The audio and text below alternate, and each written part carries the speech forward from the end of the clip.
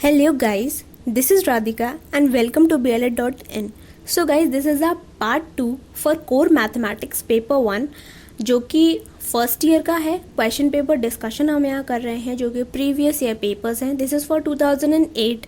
इसके पहले हम 2017 का क्वेश्चन पेपर डिस्कस कर चुके हैं. This is 2018. तो हम ऐसे ही सारे पेपर्स डिस्कस करेंगे. लास्ट 10 ईयर्स के हम लेकर आएंगे. अगर आप जिस भी यूनिवर्सिटी से अगर आपके पास कोई भी क्वेश्चन पेपर है तो डू शेयर ऑन BLEdnotes@gmail.com, जिससे कि हम सारे क्वेश्चन पेपर्स इस प्लेटफॉर्म के थ्रू सारे स्टूडेंट्स में शेयर कर पाएँ और सबको हेल्प मिले. तो आप जो भी यूनिवर्सिटी से हों आप अपना भी पेपर प्लीज़ भेज दीजिए. Okay, so moving on to the next on a question number 1. So this is a question number 1 जहाँ पर हम देख रहे हैं कि आपको यहाँ पर वैल्यूज़ फाइंड करनी है. यहाँ पे आपको cube root and square root दिया है. अगर आपको क्यूब रूट और स्क्वायर रूट्स थोड़े बहुत याद हैं टिल 30 तो भी आपके लिए काफ़ी इजी होगा क्वेश्चंस को करना. जैसे कि 1331 अगर आपको पता है कि 11 का क्यूब है तो यहाँ पर आप cube root easily find out कर सकते हैं, जिसमें कि हम 1331 को लिखेंगे 11 इंटू 11 इंटू 11 जो कोई होता है 11 का क्यूब. तो यहाँ पर वैल्यू आ गई आपकी 11 क्योंकि यहाँ पर आपसे क्यूब रूट पूछा था. यहाँ पर ये वैल्यू दी है 18,225 जिसका आपको नहीं पता कि क्या है इसका स्क्वायर. तो आप इसको LCM के थ्रू कर सकते हैं जैसा कि यहाँ पर इस प्रोसीजर में हुआ है. तो ये आप जो भी नंबर होता है इसका आप LCM लेंगे. फिर यहाँ पर ये जो भी नंबर्स दिए होते हैं इसको आप under the root square root के ब्रैकेट के अंदर लिखेंगे क्योंकि स्क्वायर रूट है इसलिए अपन दो दो का पेयर्स बनाएंगे. फिर उसके बाद उसमें से एक एक अपन बाहर निकालेंगे. जैसे 5 इंटू 5 में से 5, 3 इंटू 3 में से 3, यहाँ पर 3 और यहाँ पर भी 3. अब इसको जब अपन टोटल करेंगे तो 15 इंटू 9 इज़ 135. तो यहाँ पर आपका आंसर आ गया ऐसे. अगर आपको पता है तो आप डायरेक्टली भी कर सकते हैं और अगर नहीं पता तो आप LCM के थ्रू कर सकते हैं. ठीक है, moving on to the next question.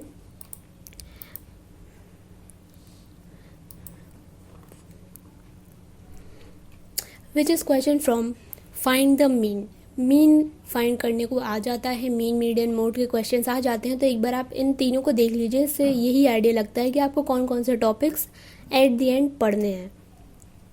तो मीन निकालने के लिए आपको पता है किसी भी चीज़ का मीन निकालने के लिए क्या फॉर्मूला होता है कि जितने भी ऑब्जर्वेशंस हमको यहाँ पर दिए हैं, ये सब जो नंबर्स दिए हैं, ये सारे ऑब्जर्वेशंस हमारे, इन सब का सम अपॉन ये टोटल कितने नंबर्स हैं.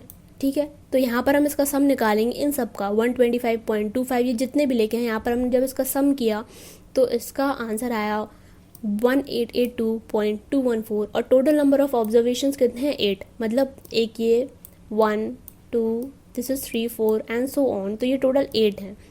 ठीक है, तो हमारे मीन का फॉर्मूला क्या हुआ, इसका सम अपॉन टोटल नंबर. तो इसकी वैल्यू आ गई 235.27. तो ये काफ़ी इजी है, ऐसे क्वेश्चंस आ जाते हैं और रिपीटेडली आते हैं. इवन इनकी वैल्यूज़ और डिजिट्स तक चेंज नहीं होती. इस वजह से ही प्रीवियस ईयर का क्वेश्चन सॉल्व करना बहुत इंपॉर्टेंट है. अगर आप यही कर लेंगे तो आपके अच्छे मार्क्स आ सकते हैं और आप इन्हीं क्वेश्चंस को देखते हुए और भी प्रैक्टिस कर सकते हैं इन्हीं क्वेश्चंस की. ठीक है, तो moving on to the next. Yes, which is question number 3. ये एज इट इज़ क्वेश्चन हमने लास्ट पेपर में किया था. इवन यहाँ की डिजिट्स तक चेंज नहीं हुए, जिसमें हमने रेशियो एंड प्रोपोर्शन का क्वेश्चन देखा था. बहुत सारे क्वेश्चंस आते हैं तो आप प्लीज़ इसको रेशियो प्रोपोर्शंस के चैप्टर को एक बार आप रिवाइज कर लीजिए. यहाँ पर A/A की वैल्यू दी है 5:9, B/C की दी है 3:5. यहाँ पे जनरली यही आता है कि A/B/C का आपको होल रेशियो निकालना है और यहाँ पे A/B का. तो पहले हम सबसे पहले ऐसे क्वेश्चंस में A/B/C का रेशियो निकालते हैं. उसके लिए उसके लिए यहाँ पर ये मेथड है कि अगर यहाँ पर आप लिखेंगे A/B का रेशियो जो कि दिया है 5:9. ठीक है, तो वहीं पर जो दूसरा रेशियो दिया है उसमें जो B की वैल्यू है 3, तो वो उस वैल्यू को अपन जो पहला वाला रेशियो उससे पूरा मल्टीप्लाई करते हैं. ठीक है, तो यहाँ पर ये हो जाएगा 5 3 15 और ये हो जाएगा 27 यहाँ पर है. ठीक है, दिस इज़ 27. तो यहाँ पर हो गया ये 27 और यही जो B की वैल्यू है 9 उसको कर देंगे अपन इससे पूरा मल्टीप्लाई. तो यहाँ पर हो जाएगा और B की वैल्यू B के नीचे लिखेंगे 9 3 27 एंड 9 5 45. तो ये आ गई हमारी पूरी वैल्यू, जहाँ पे A की वैल्यू हो गई 15, B की वैल्यू हो गई, दोनों इक्विवेलेंट हो गई. यहाँ पर अलग अलग थी, उसी को करने के लिए हमने इतना ये प्रोसीजर किया यहाँ पर. ठीक है, तो दोनों की वैल्यू आ गई 27 और सी की वैल्यू आ गई हमारी 45। इसको हम जब और कट करेंगे और सिंप्लीफाई करेंगे जब तक ये कटना बंद हो जाए, तो यहाँ पर वैल्यू आई 5, 9 एंड 15। ठीक है, यहाँ पे अपन को ए रेशो बी रेशो सी की वैल्यू मिल गई। अब हमको निकालनी है ए रेशो बी की वैल्यू। तो ए की वैल्यू क्या है 5, सी की क्या है 15। तो 5:15 इज 1:3। आई होप आपको समझ में आ गया होगा। Moving on to the next question which is question number 4। Question number 4 में भी हमने ऐसा ही एक क्वेश्चन लास्ट टाइम भी देखा था जिसमें स्क्वायर रूट लगा था और इसमें अपन को एक्स की वैल्यू फाइंड आउट करनी थी। स्क्वायर रूट जब कुछ नहीं लगा होता है तो अंडरस्टूड होता है कि स्क्वायर रूट है, तो हम ऐसे क्वेश्चंस में इसको सॉल्व करने के लिए both the side square root करते हैं। ठीक है, तो यहाँ पर स्क्वायर रूट है तो जब इसकी अपन स्क्वायरिंग करेंगे तो हो जाएगा 1 + x upon 625 which is equals to 12 का स्क्वायर होता है 144, 25 का स्क्वायर होता है 625। अगर आपको अब पता है स्क्वायरिंग तो आप डायरेक्टली लिख देंगे, अगर नहीं तो फिर आपका टाइम इसमें थोड़ा सा जाएगा। यहाँ पर फिर आपको 12 × 12 एंड 25 × 25 की वैल्यू करके निकालनी पड़ेगी, तो इसलिए आप प्लीज़ याद रखिए इनको। तो यहाँ से ये हो गई कट नीचे से, तो एक्स की वैल्यू आ गई यहाँ पर आपकी 143। ठीक है, तो ये बहुत ईजी है, आप ऐसे ही कर सकते हैं और भी क्वेश्चंस की practice. Next is question number 5। On a test of 80 questions Mohan scored 75 marks 75%। How many questions Mohan solve. तो यहाँ पर अपन यूनिटरी मेथड यूज़ करेंगे। उसमें ये पूछा है कि एक टेस्ट है जिसमें मोहन ने एक टेस्ट है जिसमें टोटल 80 क्वेश्चंस हैं। ठीक है, टोटल क्वेश्चंस हैं 80। उसमें से मोहन ने उस पेपर में 75% मार्क्स गेन किया। तो इसका मतलब उसने पूछा कि मोहन ने 80 में से कितने क्वेश्चंस करे जिसकी वजह से उसके 75% आए। तो यहाँ पर हम सपोज करते हैं कि Mohan get 100% marks on solving 80 question. जब वो पूरे 80 के 80 सॉल्व करेगा तो उसको कितने मिलेंगे 100% मार्क्स। तो यहाँ पर हम यूनिटरी मेथड यूज़ करेंगे जिसके लिए हमें निकालना है कि मोहन सॉल्व कितने क्वेश्चन सो दैट उसको 75 मार्क्स मिले। तो यहाँ पर हम लिखेंगे 100% मार्क्स पर उसने 80 क्वेश्चन सॉल्व करे। जब उसको अगर 1% मार्क्स मिले तो उसने 80/100 क्वेश्चन सॉल्व करे होंगे। जब उसको 75 मार्क्स मिले 75% तो उसने किए होंगे 80/100 × 75 क्वेश्चंस। जब इसको सॉल्व करेंगे तो आएगा 60। यहाँ पर हम क्वेश्चंस निकाल रहे थे तो इसका मतलब यहाँ पर 80 में से उसने 60 क्वेश्चन सॉल्व करे जिसकी वजह से उसको 75% मार्क्स मिले। अब अगर आप इसको क्रॉस चेक करना चाहते हैं तो अगर अपन इसका परसेंटेज निकालेंगे, उसने करे कितने 60, टोटल कितने थे क्वेश्चंस 80 और उसको परसेंटेज निकालना तो अपन 100 से मल्टीप्लाई करेंगे जो वैल्यू आएगी 75% मार्क्स। तो यहाँ पर आपका क्रॉस चेक भी हो गया। तो इस तरह से अगर आप पेपर में कंफ्यूज हैं तो आप ऐसे क्रॉस चेक के भी कुछ क्वेश्चंस को चेक कर सकते हैं। ठीक है, तो next is our question number 6। How many 3 meter cubes be cut from a cuboid measuring 18 meter 12 meter × 9 meter. ये लेंथ ब्रेड्थ और हाइट दी है क्यूबॉइड की। तो जब भी ऐसे क्वेश्चंस आए कि हम किसी भी एक कोई भी आपको चीज़ दे देंगे या तो क्यूबॉइड या क्यूब या कुछ भी दे देगा तो उससे वो ये पूछेगा क्वेश्चन में कि आप इससे कितनी कोई भी चीज़ को एक्सट्रैक्ट कर सकते हैं या इतने मीटर क्यूब का कोई क्यूब है, कितने क्यूब्स निकलेंगे उसमें से। तो उसके लिए हम क्या करते हैं, जो भी हमको दिया रहता है जिसमें से हमको निकालना होता है और जिसमें से हमें पता करना होता है कि कितने निकालने हैं, तो उसका पहले हम वॉल्यूम निकालेंगे। यहाँ पे क्यूबॉइड का पूछा है तो क्यूबॉइड का वॉल्यूम निकला 1944 मीटर क्यूब। ठीक है, यहाँ पर ये 3 मीटर क्यूब दिया है इसका मतलब ये समझ में आ रहा है कि ये वॉल्यूम दिया है किसका क्यूब का। अब हमें नंबर ऑफ़ क्यूब्स निकालने हैं तो वॉल्यूम ऑफ क्यूबॉइड जिससे कि हमें एक्सट्रैक्ट करने हैं और वॉल्यूम ऑफ क्यूब हमें ये निकालना है कि टोटल क्यूबॉइड में से कितने क्यूब निकलेंगे। इतने बड़े क्यूबॉइड को कितने छोटे छोटे पार्ट्स में करेंगे क्यूब के जितने के कितने नंबर ऑफ़ क्यूब उसमें से निकल आएंगे। ठीक है, तो यहाँ पर हम सीधे वैल्यू रखते हैं, ना कि सीधे हम वैल्यू इसलिए रख देंगे कि ये फटाफट से कट जाए यहाँ पर। ठीक है, अपॉन 3। तो जब हम इसको कट करेंगे तो 648 क्यूब्स निकल के आएगा। तो इतने बड़े क्यूबॉइड के मेजरमेंट से अगर हम छोटे छोटे 3 मीटर क्यूब के क्यूब काटना चाहें तो 648 क्यूब्स बन के तैयार होंगे। ठीक है, तो ऐसे क्वेश्चंस भी आते हैं। Next question number 7। ये लास्ट टाइम छूट गया था, लास्ट वाले उसमें स्लाइड कट हो गई थी, तो इसमें हम देख लेते हैं। लास्ट टाइम भी यही आया था और सेम यही वैल्यूज़ थी। तो इसमें हम देखेंगे कि अगर आप इसको सॉल्व करने बैठेंगे, ये इतने बड़े बड़े डेसिमल्स हैं, तो आपको बहुत ज़्यादा टाइम लग जाएगा। इसका मतलब कि यहाँ पर कुछ ना कुछ कोई फॉर्मूला तो ज़रूर लग रहा होगा। यहाँ पर आप देखिए कि ये दोनों वैल्यूज़ एक है, माइनस ये दोनों वैल्यूज़ एक है, तो इसका मतलब यहाँ पे अगर हम इसको ए मान लें तो ये ए स्क्वायर माइनस बी स्क्वायर का फॉर्मूला बन रहा है इधर, ठीक है। तो यहाँ पर अपन अप्लाई करेंगे A plus B and A minus B, जहाँ पर ए की वैल्यू है 0.538, बी की वैल्यू है 0.462। तो बस इसको हम फॉर्मूले में रख देंगे, जहाँ पर हम इन दोनों को ऐड करेंगे और इन दोनों को सबट्रैक्ट करेंगे इस चीज़ को सॉल्व करने के लिए, और अपॉन 1 माइनस 0.924। जब इसको ऐड करेंगे तो वैल्यू आएगी 1, इनटू जब इसको सबट्रैक्ट करेंगे तो वैल्यू आएगी 0.76। नीचे भी जब इसको हम सॉल्व करेंगे 1 में से इसको माइनस करेंगे तो वैल्यू आएगी 0.76। ये कट जाएंगे तो आंसर आएगा आपका 1, ठीक है। तो इसी तरह से और भी आते हैं यहाँ पे, कुछ कभी क्यूब का भी बन सकता है, ए प्लस बी का होल क्यूब भी बन सकता है, ए माइनस बी का होल क्यूब भी बन सकता है। तो आप ये वाले फॉर्मूलेज प्लीज़ याद करके जाएं। नेक्स्ट इज प्रॉफिट परसेंट निकालना है of a shopkeeper if he buys 2 television at the rate of 25,000 each and spends on advertisement 1,000 each and sells both on 30,000 each. तो यहाँ पर प्रॉफिट परसेंट की बात कर रहा है कि एक शॉपकीपर है, अगर वो 2 टेलीविज़न खरीदता है 25,000 की एक, और उसके एडवर्टाइजमेंट में 1,000 रुपये ईच खर्च करता है, और उसको दोनों को प्रत्येक को 30,000 पे बेचता है, तो उसका प्रॉफिट परसेंट निकालना है। तो पहले हम देखते हैं कि कॉस्ट प्राइस एक टेलीविज़न का उसको कितने की पड़ा 25,000 का, ठीक है।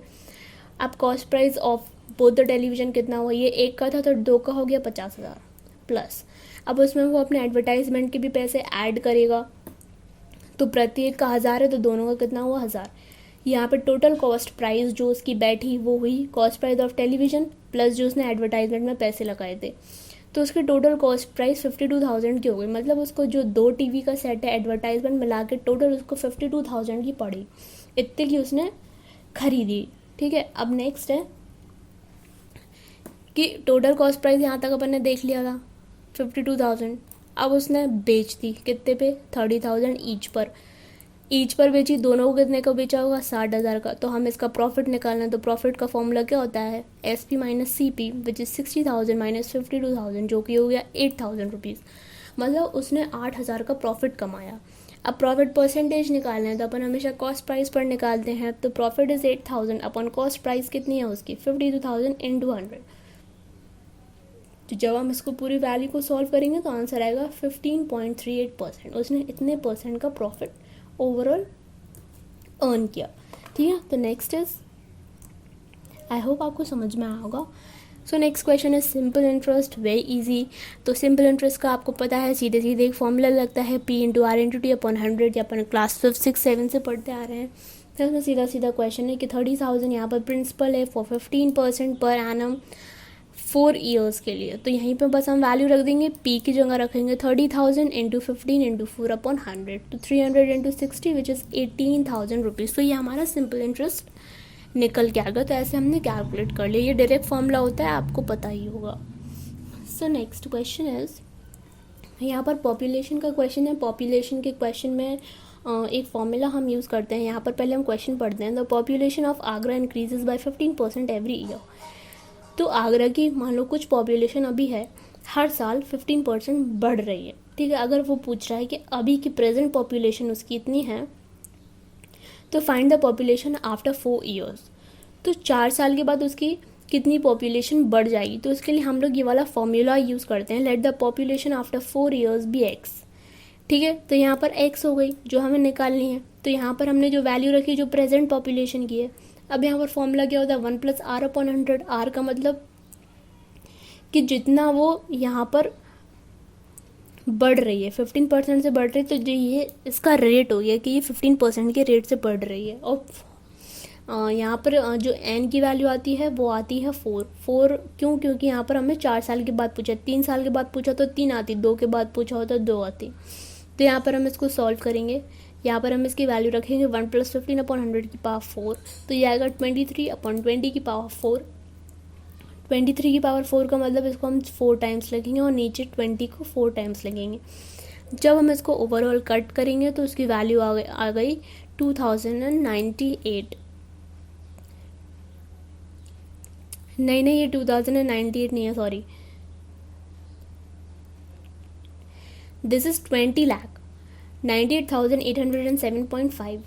जब अभी 12 लाख थी तो 4 साल 15% बढ़ी तो 20 लाख समथिंग 98,807.5 हो गई। ठीक है, तो इस तरह से भी आप निकालिए। यहाँ पर कोई आप मेजरिंग यूनिट मत लिख देना, क्योंकि यहाँ पर पॉपुलेशन जनसंख्या की बात हो रही है। ठीक है, तो next is long question type. यहाँ पर हम देखेंगे लॉन्ग क्वेश्चंस, जो कि टोटल 4 क्वेश्चंस होते हैं, उसमें से आपको 2 करने होते हैं एंड पर क्वेश्चन इज 10.5 मार्क्स। ठीक है, तो question number 1 was from statics, उसमें कुछ थ्योरी पार्ट था तो उसको हम अभी स्किप करेंगे। देखते हैं next, which is calculate median. हमने आपसे कहा था median mode and median mean and mode के क्वेश्चंस आते हैं, उसमें से ये एक है, ये लॉन्ग में आया। Calculate median of the following data and calculate mean deviation from median. इसका फॉर्मूला है वो हम अभी इसके आगे ही डिस्कस करेंगे। यहाँ पर आपको ये ऑब्जर्वेशन टेबल दिया है जिसमें आपको मार्क्स दिए हैं और नंबर ऑफ स्टूडेंट्स दिए हैं। तो इसको हम देखते हैं कि ऐसे जब आपको 2 ऑब्जर्वेशन इस तरह से 2 टेबल्स दी हैं तो तब हम मीडियन कैसे निकालते हैं। तो यहाँ पर हमने लिखे मार्क्स और यहाँ पर लिखे हमने नंबर ऑफ़ स्टूडेंट्स। यहाँ पर हमको क्यूमुलेटिव एक फ्रीक्वेंसी निकालनी होती है जिसके थ्रू हम मीडियन फाइंड आउट करते हैं। अब वो कैसे निकालते हैं ये देखिएगा। यहाँ पर जो नंबर ऑफ़ स्टूडेंट्स होते हैं तो क्यूमुलेटिव फ्रीक्वेंसी में सबसे पहले जो ऊपर लिखा होता है ये 1 है, तो ये तो एज इट इज़ आएगा 1। ठीक है, अब ये जो है तो 1 + 3 विच इज़ 4। अब ये जो 4 आया, बस इसके बाद वाले से अपन एडिंग करते रहेंगे, ऐड करते रहेंगे। यहाँ पर 4 आया तो यहाँ पर 4 + 5 विच इज़ इक्वल्स टू 9। 9 आया, 9 + 7 which is equals to 60। 16 + 4 which is 20 and 20 + 3 which is 23। I hope आपको समझ में आया होगा। इस तरह से आपको ये क्यूमुलेटिव फ्रिक्वेंसी निकालनी है नंबर ऑफ़ स्टूडेंट्स को लेकर। ठीक है, नंबर ऑफ़ स्टूडेंट्स को लेकर बना लिया अपन ने। अब उसके बाद जब अपन इस टोटल को जो यहाँ पर जो आया तो ये आया 23, और जब अपन इसको भी ऐड करेंगे तो ये 23 आएगा। तो अब हमेशा देखना कि ये जो नंबर है टोटल ये भी 23 है, और यहाँ पर जब अपन करेंगे तो ये भी पूरा 23 आएगा। सिंस 23 ऑड है तो ये अपनी वैल्यू जो n है ये ऑड है, इसके लिए हमारा जो मीडियन स्कोर निकलता है वो है n+1/2 विथ टर्म। ये टर्म्स हैं यहाँ पर, ये जो क्यूमुलेटिव फ्रिक्वेंसी ये टर्म्स हैं। तो यहाँ पे n की वैल्यू 23 + 1/2 जो कि आया 12th टर्म। अब अपन को इस टेबल में देखना है कि 12 किस किस के बीच में आ रहा है, तो ये 9 और 16 के बीच में आ रहा है। ठीक है, तो 12 से जस्ट बड़ा जो नंबर होता है हम उसको वो कंसिडर करते हैं। 12 से बड़ा यहाँ पर क्या आ रहा है, 16 आ रहा है, तो 16 के सामने वैल्यू कौन सी है, 7। तो यहाँ पर हमारा मीडियन क्या निकला, 7। ठीक है, तो मीडियन हमारा 7 कंसिडर करेंगे यहाँ पर, तो इसकी वैल्यू ऐसे ही निकलती है। अब हमें एक चीज़ और निकालनी है, मीन डेविएशन फ्रॉम मीडियन। तो इसका हमारा फॉर्मूला होता है सिग्मा। सिग्मा मीन्स यहाँ पर आपको सारे टर्म्स को ऐड करना है। ठीक है, जो आपकी सारी वैल्यूज़ दी हैं वो आएंगी यहाँ माइनस मीडियन जो अभी आपकी वैल्यू निकली 7 upon total number of observation. तो ये जो x आई है ये यहाँ पर नंबर ऑफ़ स्टूडेंट्स की जो वैल्यूज़ जिससे आपने मीडियन निकाला था वो है, तो ये 1 - 7 प्लस यहाँ पर आएगा 3 - 7 क्योंकि 7 मीडियन है। ऐसे ही हम सारे टर्म्स को कर लेंगे अपॉन 6। ये टोटल टर्म्स कितने हैं, 1 2 3 4 5 एंड 6, तो ये पूरे 6 टर्म्स हैं। इसको हम सॉल्व कर लेंगे तो आंसर आएगा -19/6 विच इज़ -3.16। तो ये हमारा आ गया मीन डेविएशन फ्रॉम मीडियन। ठीक है, नेक्स्ट क्वेश्चन इज, इसमें है a metallic sphere of radii 3 meter 4 and 5 centimeter this is centimeter respectively are melted to form a single solid sphere. Find the diameter of the resulting sphere. यहाँ पर ये छोटे छोटे आपको मेटालिक स्फेयर्स दे रखे हैं जिसकी रेडियस इतनी है। अब उन्होंने बोला है कि इन तीनों को मेल्ट करके एक बड़ा अपन बनाएंगे सॉलिड स्फेयर। ठीक है, तो और जो बड़ा वाला जो बनेगा उसकी टोटल डायमीटर क्या होगी हमें वो निकालना है।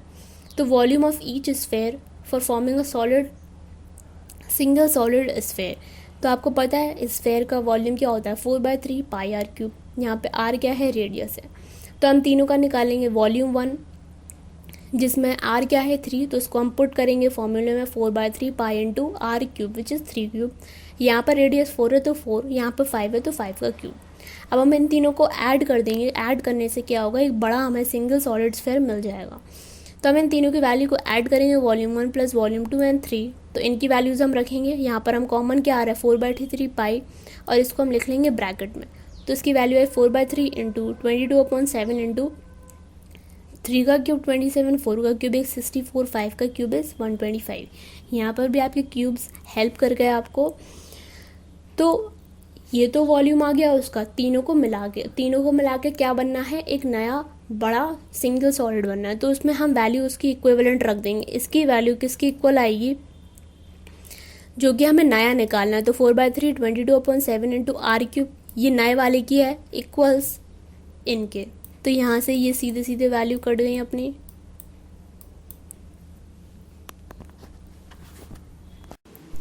तो यहाँ पे आपकी वैल्यू आ गई R cube is equals to 216, जो कि 216 क्या होता है, किसका क्यूब होता है, 6 का क्यूब होता है। तो आर की वैल्यू यहाँ पर आई 6 सेंटीमीटर। यहाँ मैं क्वेश्चन में पूछा था डायमीटर, तो डायमीटर क्या होता है, is equals to 2 into are.